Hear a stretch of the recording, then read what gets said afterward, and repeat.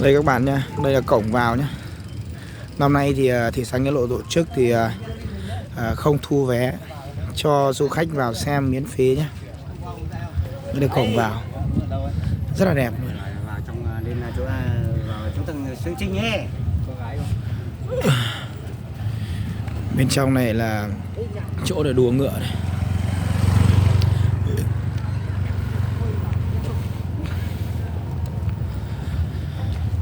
Sân đua ở tận trong này đấy.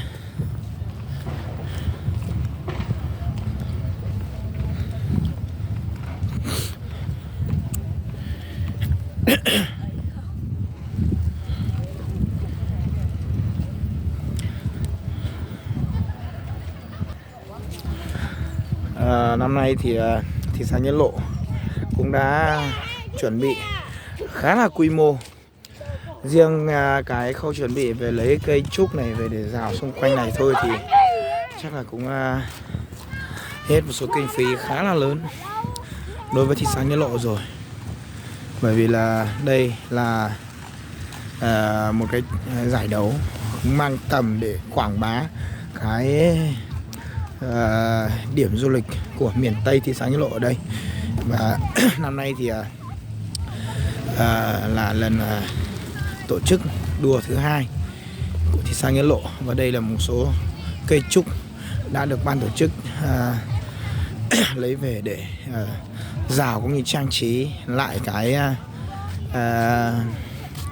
sân đấu của giải đua ngựa năm nay. Đây các bạn nhìn thấy chưa, rất là đẹp luôn. Rất là đẹp luôn.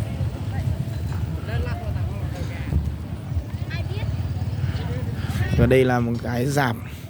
Rạp này theo như mình đoán chắc là đây là sau khi các nải ngựa, đua ngựa xong sẽ phải giao lưu ở đây. Ở đây là các bác, các cô đầu bếp này.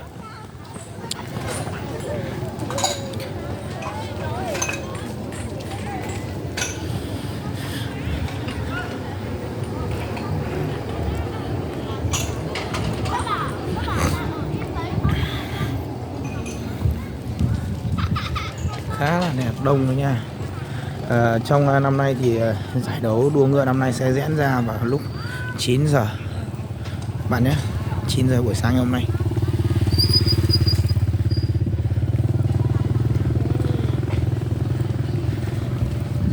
Đây, rừng trúc rất là đẹp luôn này.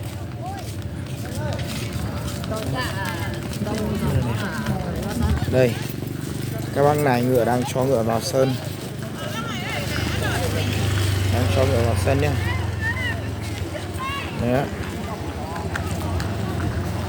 Các bác ở đây đang cho ngựa vào sân. Đây là 4 con ngựa của xã Y Tý, huyện Bát Sát, tỉnh Lào Cai.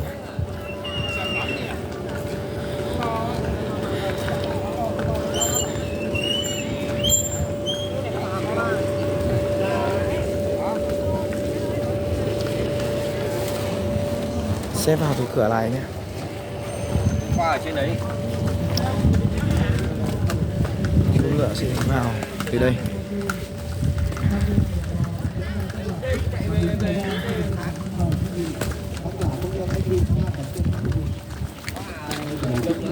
Thêm một con bên kia nữa.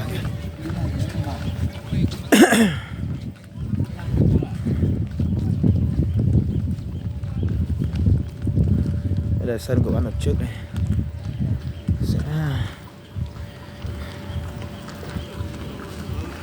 Đây, cái vòng sân đua là vòng cái sân này nhé, xung quanh cái rừng trúc này các bạn nhé.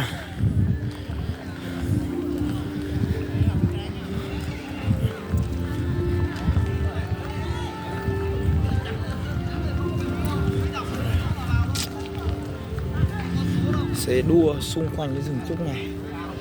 Đây là cái khán đài chính này. Khán đài chính ở đây các bạn nhé. Đó. Khán đài chính ở đây. Đây là một cái chú ngựa số 27. Chú ngựa số 21. Đây là điểm đích các bạn nhé.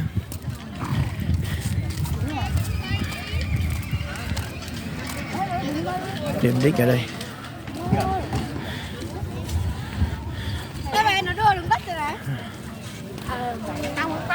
Xung quanh này sẽ chạy xung quanh cái vòng này.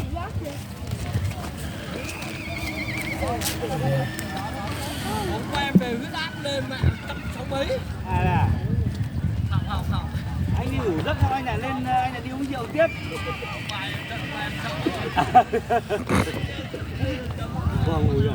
Về ngủ từ 12 rưỡi 3 giờ mới nghỉ rồi.